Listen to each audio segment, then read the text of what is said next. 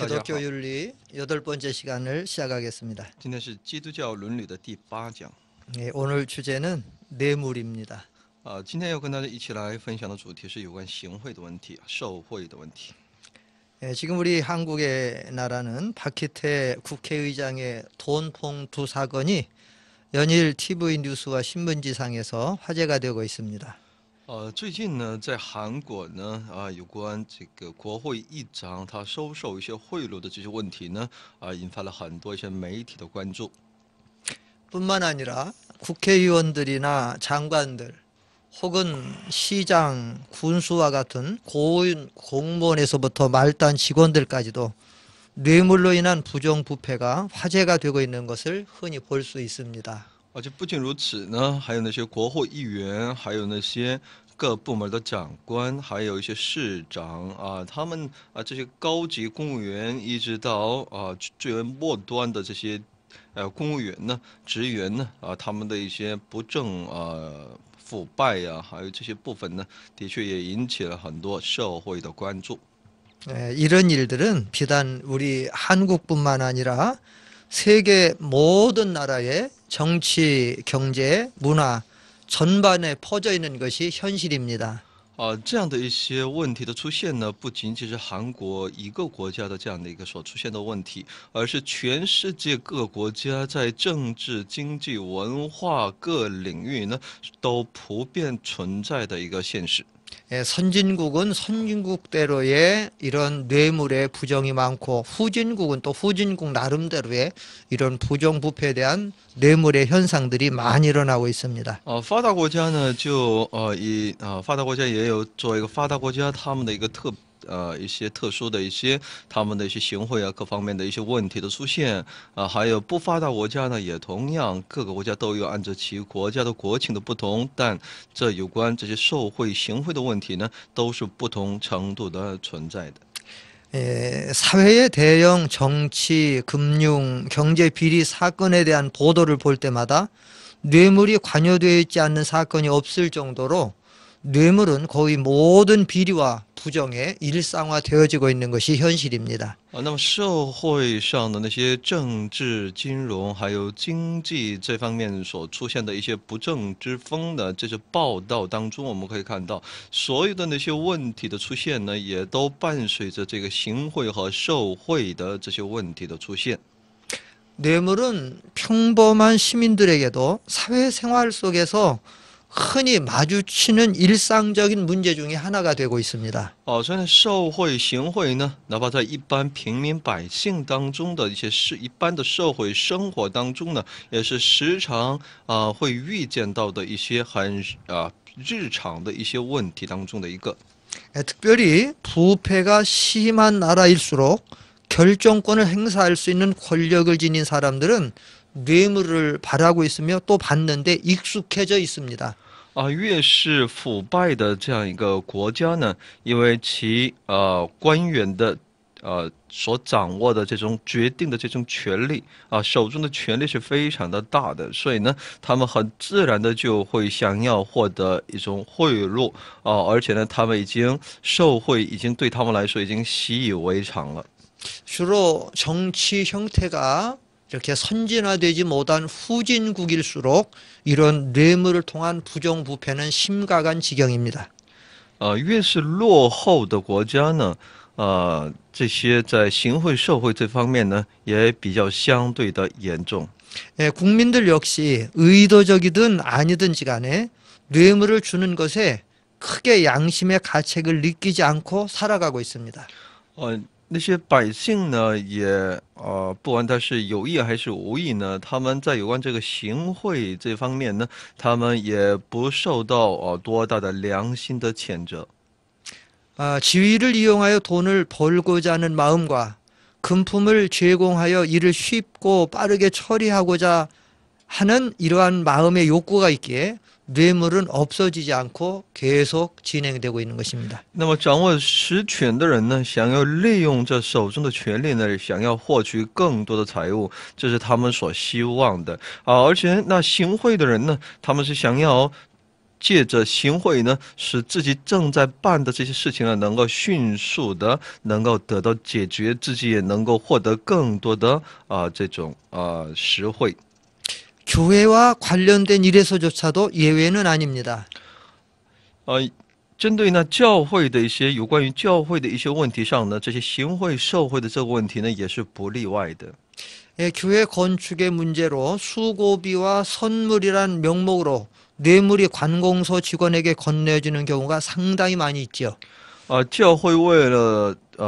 进行教会一些教堂的一些建筑呢，那他就必须他就以辛苦费和礼物的这样一个名目呢，来行贿那些政府的那些办公人员。 서울의 어떤 교회는 몇백억 대의 교회 건물을 건축할 때에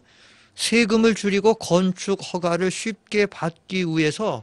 구청장과 직원들에게 수억 원의 뇌물을 준 것이 드러나서 우리 교계에 충격을 준 일도 있었습니다. 曾经也有过这样一个例子，在首尔某教会呢，为了建几百亿规模的这样一个教会，也就是教堂呢，他们在建筑的过程当中呢，为了能够减少少交那些税金，还有能够尽快获得其建筑许可证呢，他们就向那当地政府官员呢行贿数亿元的这样一个事件呢被揭露，给教会教团带来了很大的冲击。 이처럼 뇌물을 주는 일은 어느 나라, 어느 사회단체에서든 다방면에 걸쳐서 관행처럼 일상화되어 있습니다. 如此行贿受贿这样的一个问题呢，不管是哪个国家或者哪个社会团体呢，都是在多方面的就像做一个好像是形成一种惯例似的，非常的日常化了。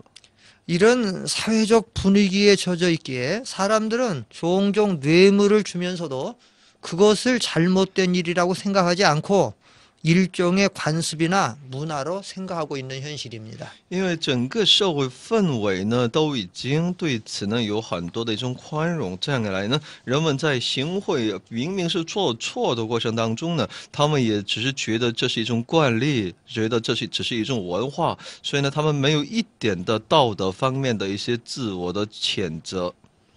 때로는 약간의 도덕적 꺼리낌은 있으나 남에게 피해를 줄 만큼 그렇게 심각한 잘못이라고는 생각하지 않는 경우가 대부분이죠. 所以呢，大部分的情况下呢，或许你在你的内心道德上呢，会有一点点的一些谴责，自我的谴责。但是呢，大的总觉得呢，是自己没有给别人带来什么多大的一些伤害，所以呢，不觉得自己所做的是带来一个严重的错误或者其后果。 우리가 이 뇌물에 대해서 정직하기 위해서는 선물이나 팁 그리고 기부금에 대한 어떤 상황을 우리는 바로 분별해야 됩니다. 我们为了使这个行贿贿赂这本身呢，对他的一些对这贿赂的一些认识呢，那我们应该区分来去理解有关礼物，还有小费，还有一些行贿还有一些一些捐款这些部分的一些正确的一些它的一些意思。 현재 많은 사람들이 뇌물을 주면서 그것은 뇌물이 아니라 선물이라고 편하게 생각하고 또 받는 사람은 수고비나 수고에 대한 답례로 생각하는 경우가 많습니다. 现在很多人呢，在行贿的时候呢，认为那不是自己认为那不是行贿，而是一种礼物，所以呢，他想的非常的简单，而且只是接受的那些人呢，也只把它当做一种辛苦费，来去接受但。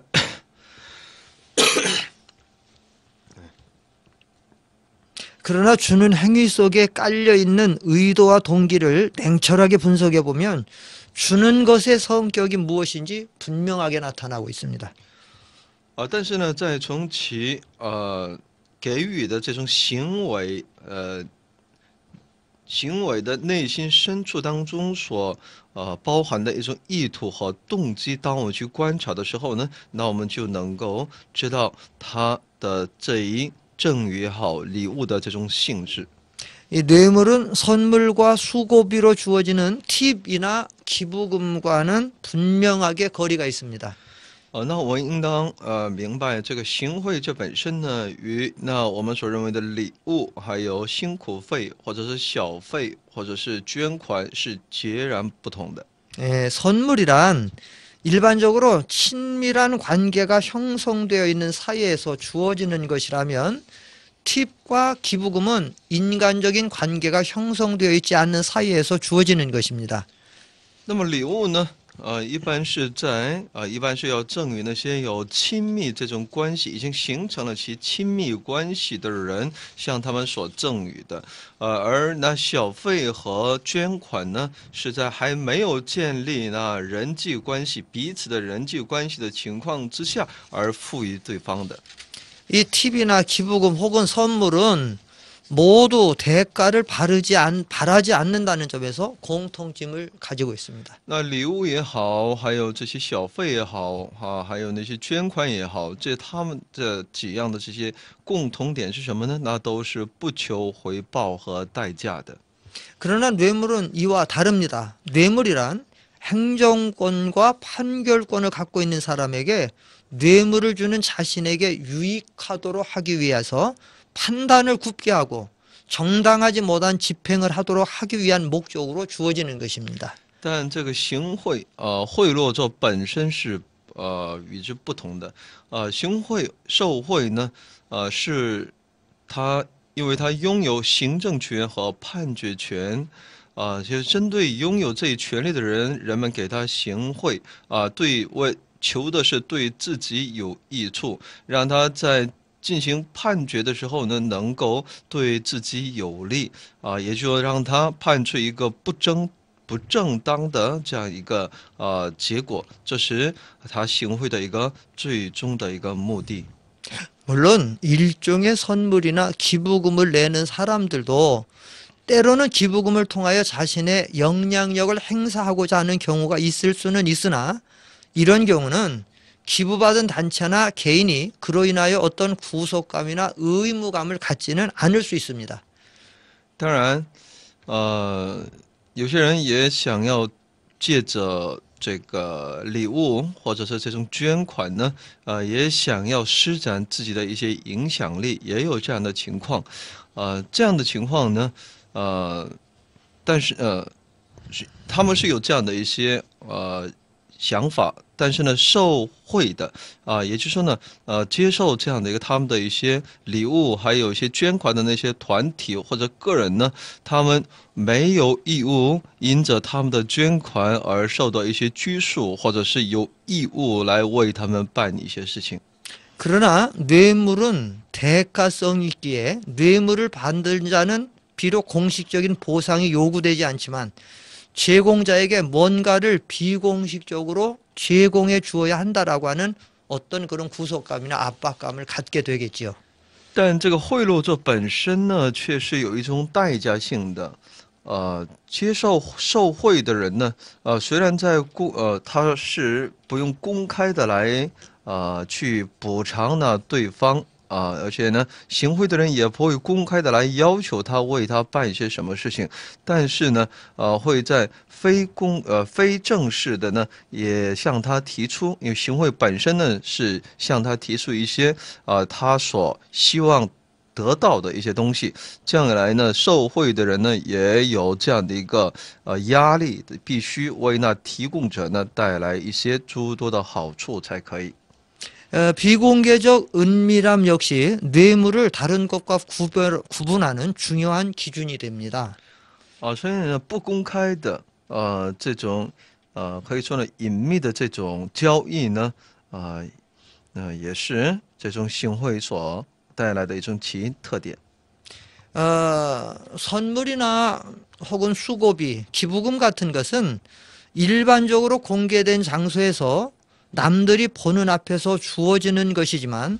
뇌물은 은밀한 장소에서 남들이 모르게 제공됩니다. 辛苦费还有那些捐款呢，一般都是在公开的场合，在众人面前捐或者是给予的。但这贿赂者本身呢，是在一个隐秘的场地呢，是在别人不知道的这种情况下呢，以这个来在进行的一种交易。 선물이나 기부금은 제공자와 수신자 모두 투명하지만 뇌물은 절대로 투명하지 못합니다. 礼物也好，还有捐款也好，这些呢，提供者捐款的捐款人，还有接受的那些人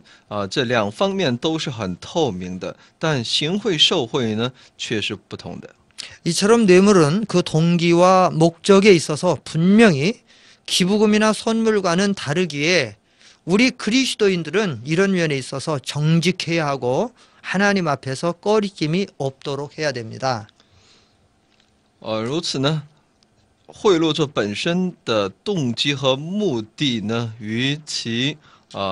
捐款和礼物是截然不同的。所以，我们基督徒呢，在这方面呢，必须是正直的，而且呢，要在上帝面前要毫无亏欠才对。 뇌물이 뭐 그렇게 중대한 잘못일까라고 반문하는 사람들이 있습니다. 那么有些人就会反问的礼物行贿，也就是行贿，难道有行贿是那么大的一个过错吗？ 우리 사회에 뇌물이 근절되지 않는 이유 중에 하나는 사람들이 뇌물을 심각한 잘못으로 생각하고 있지 않기 때문입니다. 现今我们的社会为什么不能够断绝根除这种行贿受贿的问题呢？那是因为其中的一个理由呢，就是很多人认为行贿受贿呢，那不是什么非常严重的问题。 돈을 약간 집어주고 일을 좀 빨리 진행시키고 혜택을 좀 받기로써니 뭐 그렇게 잘못된 일인가? 도둑질이나 사기와 같이 남에게 직접 피해를 준 것도 아닌데 뇌물이 도덕적으로 그렇게 심각한 문제가 되겠느냐? 이렇게 사람들은 생각하면서 뇌물을 대수롭지 않게 여기는 경향이 있습니다. 他们就认为呢，可以给对方一些钱，来使自己的一些工作能够进展的能够快一点，能够会获得更多的一些实惠，这有什么过错呢？比起那些偷盗还有一些诈骗的那种行为，给别人带来直接这种损害的相比呢，行贿受贿呢，在道德这个方面呢，他们认为呢，不至于带来很深刻的一些问题，所以呢，他们认为呢，行贿受贿呢，没什么，也大不了他们总有这么一个倾向在他们的里面。 그러나 이러한 생각은 자기 중심적인 생각으로서 이웃과 사회에 대해 눈이 어두워지고 건전한 사고 기능과 판단력이 무디어진 결과라고 할 것입니다. 但这样的一个想法呢，是出自自我为中心的这样一个思想当中，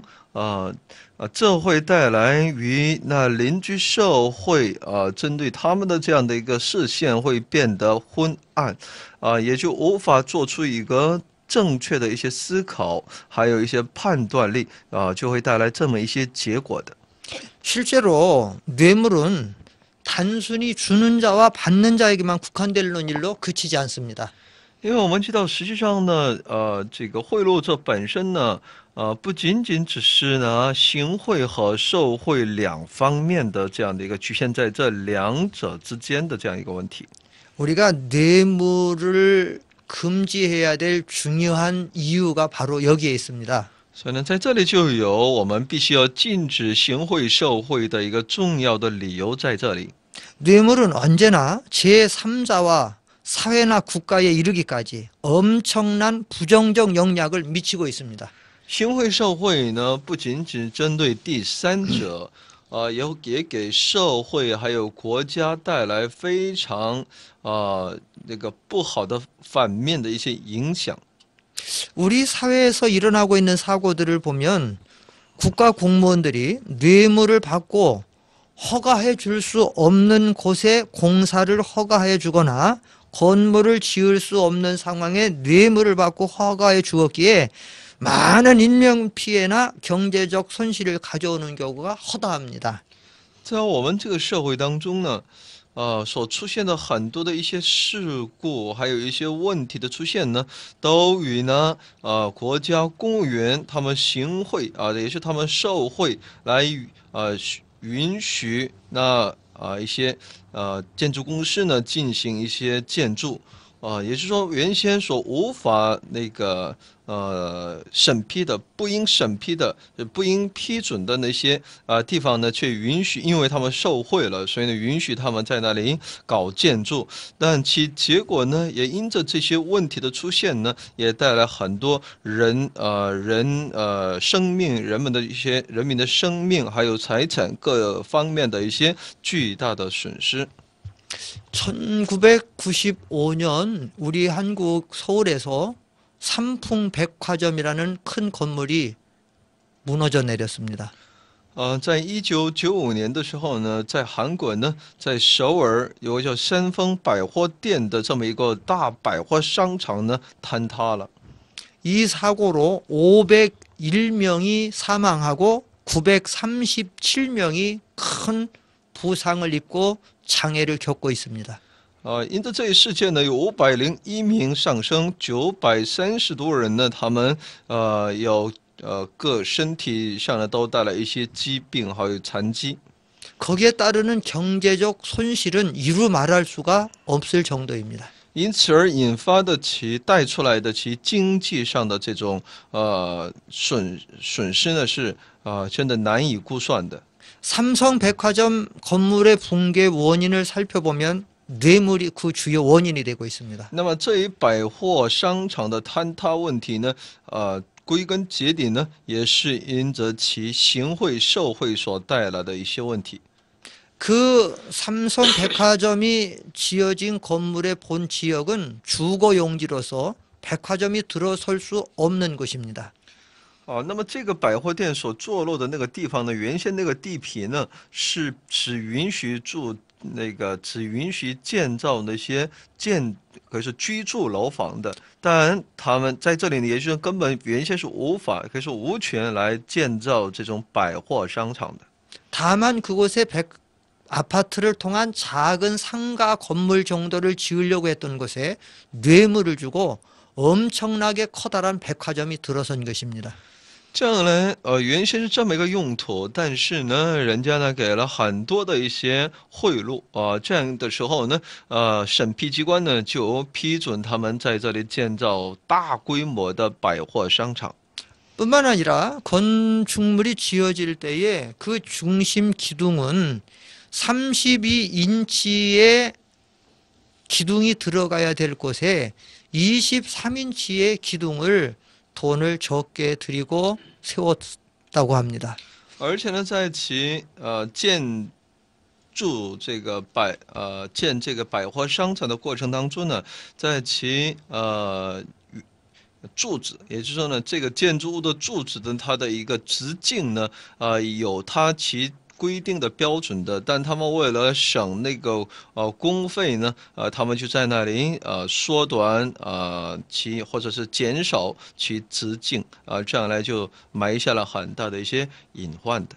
그 결과 삼풍백화점은 무게를 견디지 못하고 무너져 내려서 엄청난 인명피해와 재산적 손실을 가져온 것입니다. 这样来其带来的结果呢，就是这一百货商场的坍塌带来了很多的一些伤亡。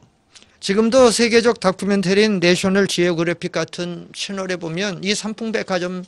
무너져 내린 사건이 지금도 가끔 화면에 오르내리는 부끄러운 모습을 볼 수 있습니다.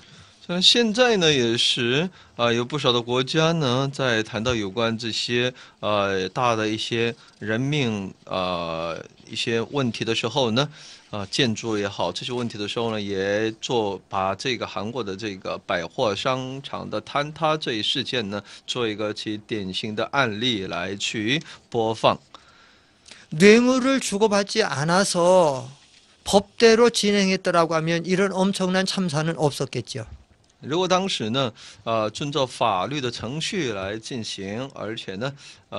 没有这种行贿受贿的问题的话呢，也就不会有那之后的那种灾难性的结果了。 뿐만 아니라 우리나라 10여 년 전에 시랜드의 화재 참사 사건도 있었어요. 10几年前呢，也有过大的火灾。 수련원으로서 어린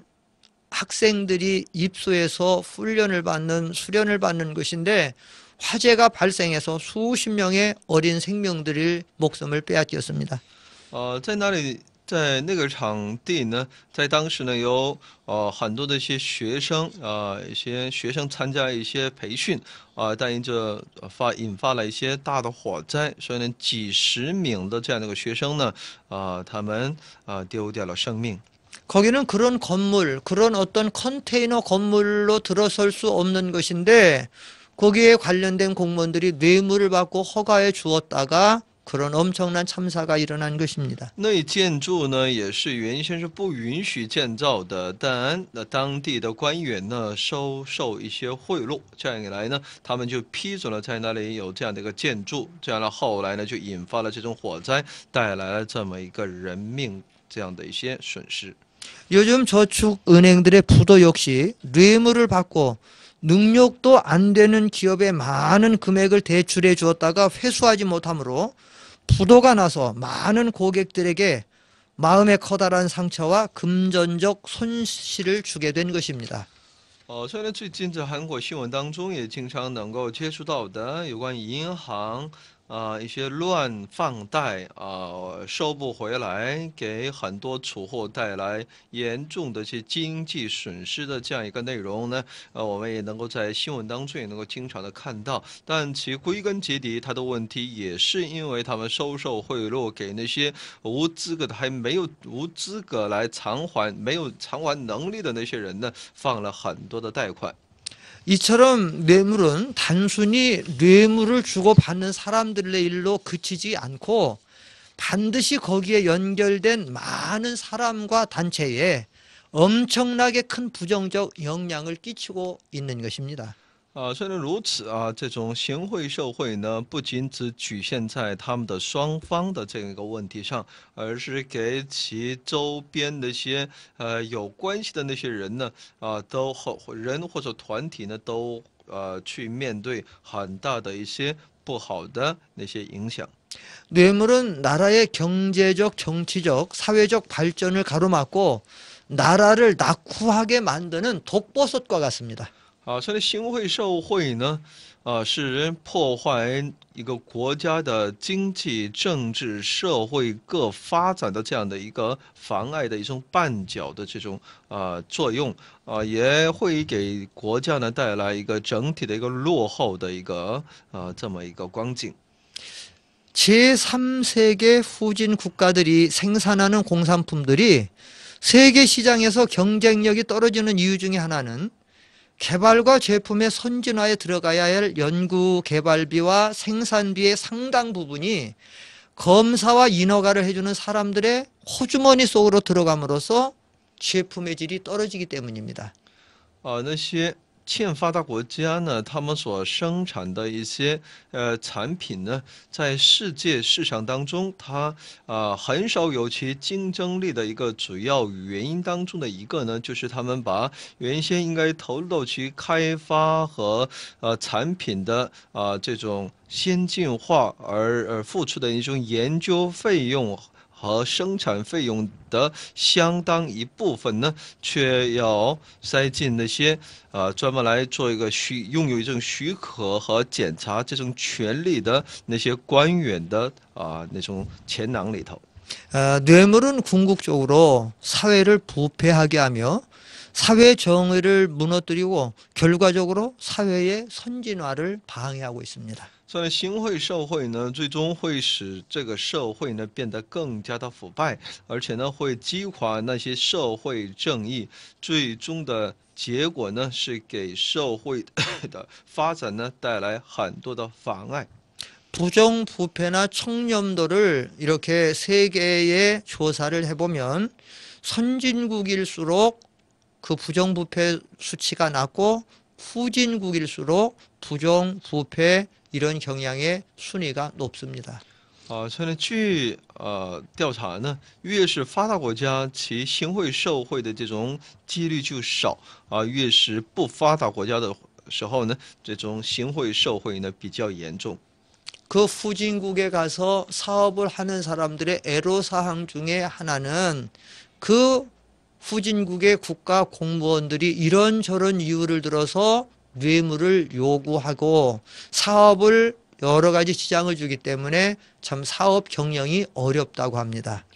所以呢，到那些欠发达的那些国家去进行生意的那些人呢，他们的一些很大的一个问题呢，难处呢，就在于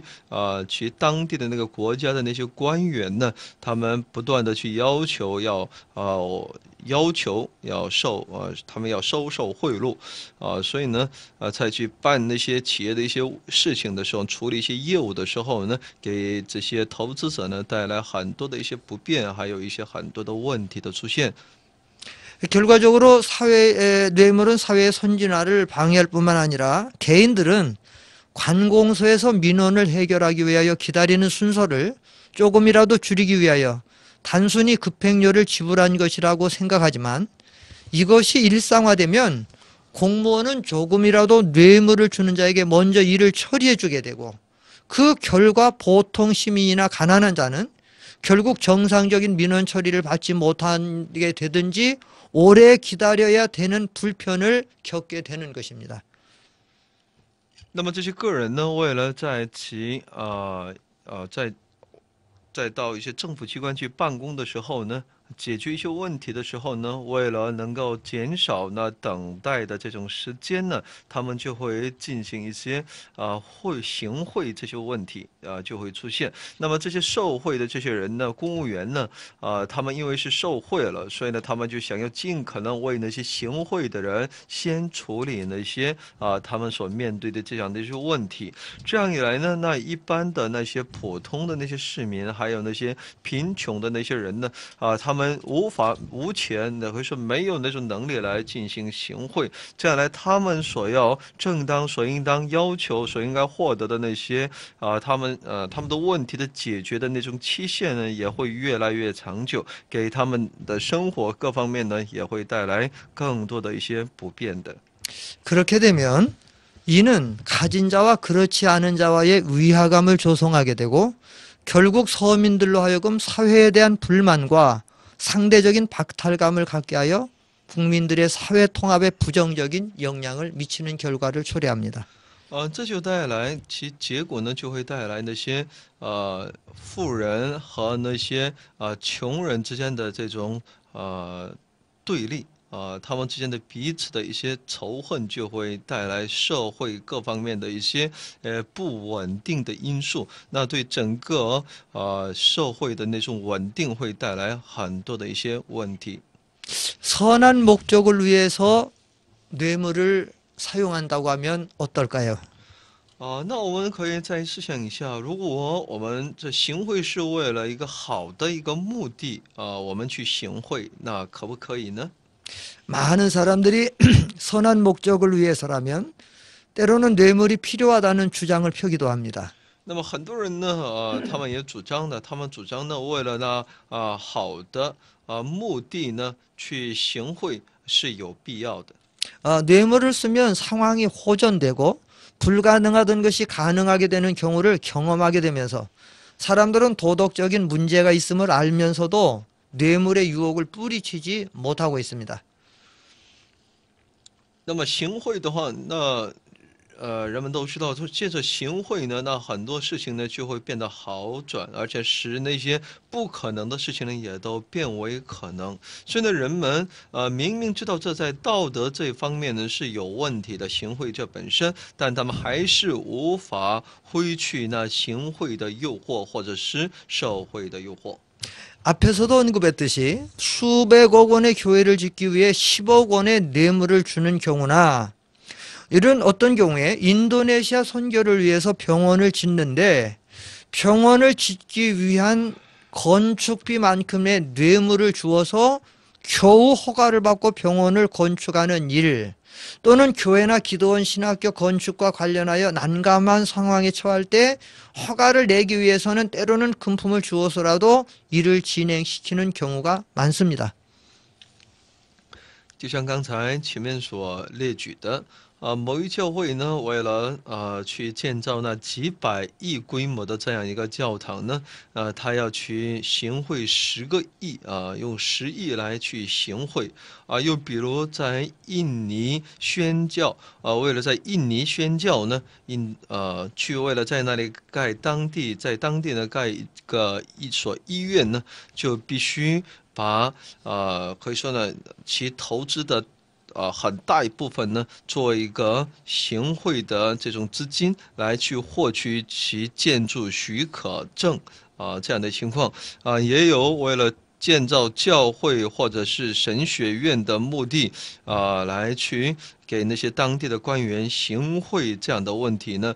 的确在我们的周围呢也有很多的这样的一个例子的出现。 이럴 때 과연 주님의 일을 위해서 때로는 뇌물을 사용해도 되는가?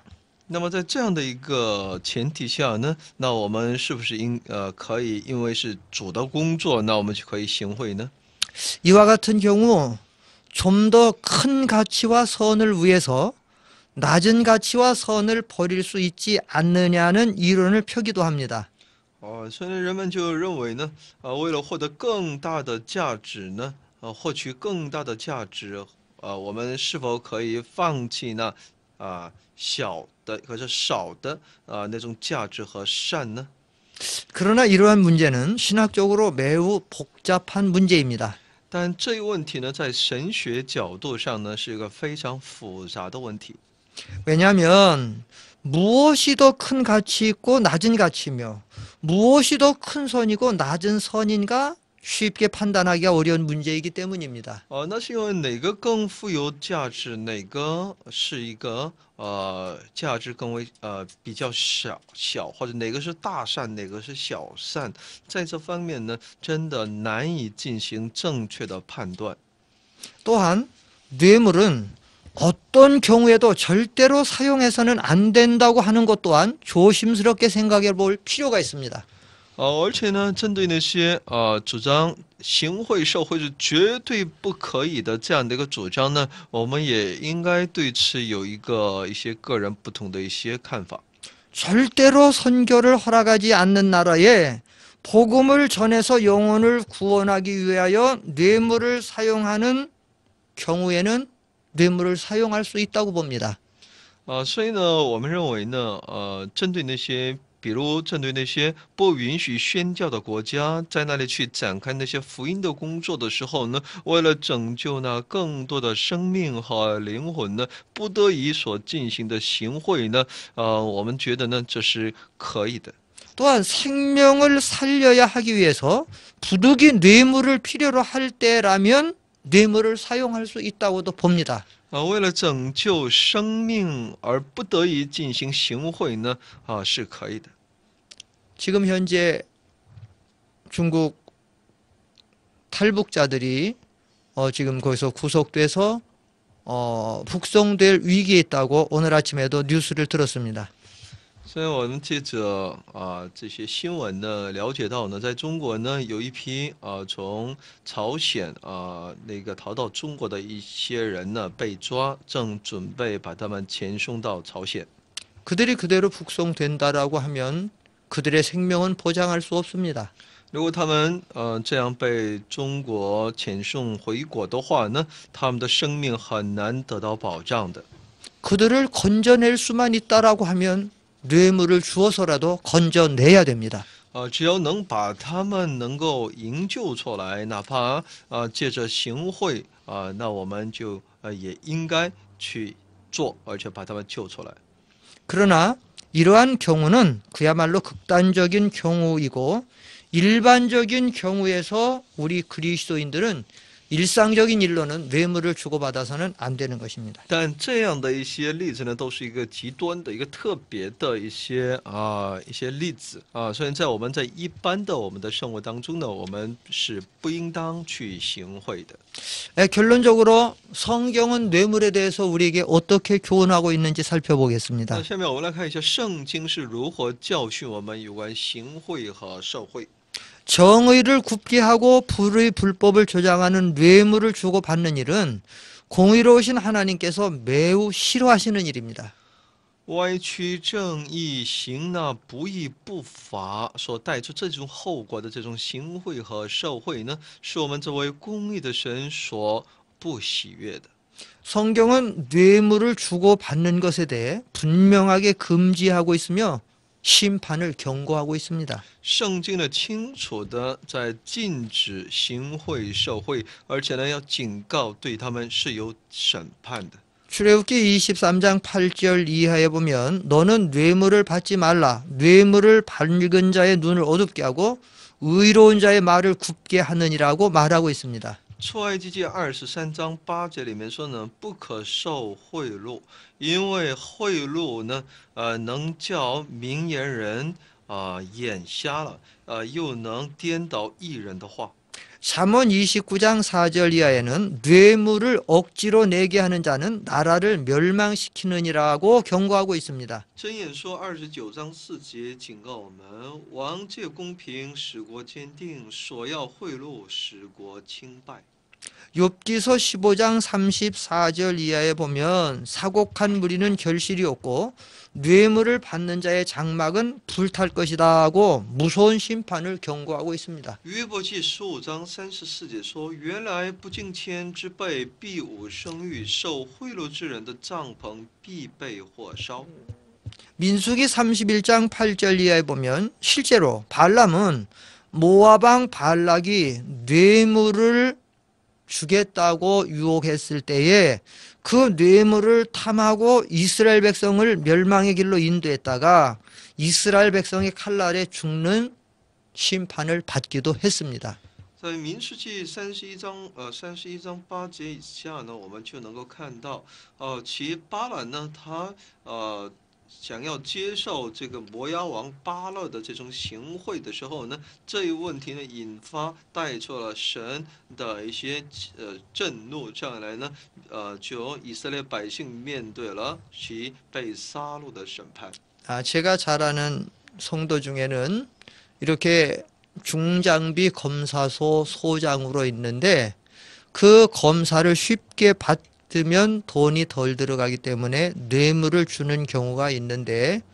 그 성도님은 절대로 뇌물을 받지 않는다고 합니다. 那么我所认识的一位弟兄呢，他是在一个一些装备，还有一些机械的验收这方面来做一些他的工作的，所以呢，那些也有很多人想要借着行贿呢，想要减少这种费用上的一些发生，但他呢绝不受贿赂。 결국 그분은 하나님께서 형통하게 하셔서 지금도 하나님의 은혜 가운데 믿음 생활 잘하고 있습니다. 所以呢，神也使他能够凡事亨通这样来现在也在信仰生活当中也不断的进取。 또 어떤 분은 교통경찰로서 예전에는 교통경찰로를 하게 되면 뇌물을 많이 받고 돈을 많이 벌 수 있었지만 절대로 뇌물을 받지 않고 청렴하게 이렇게 근무해서 상을 받는 일도 있었던 것을 볼 수가 있습니다. 还有一位弟兄呢，他是一个交警所以呢，以前呢，作为交警呢，他有很多的机会可以收受一些钱财的，但他还是一一的拒绝，来非常清廉的去去做自己的工作这样来神也他也从自己的这种单位也好，也受到很多的表彰。 성경에도 보면 누구에게서든지 뇌물을 취하지 않았던 사무엘 선지자는 모든 이스라엘 백성들의 존경을 받고 나라를 잘 다스렸지요. 那么我们在圣经当中也能够看到没有收任何人的贿赂的这个先知撒母耳呢，他也是同样也能够从以色列百姓当中受到很大的尊崇，而且呢，很好的治理了这个国家。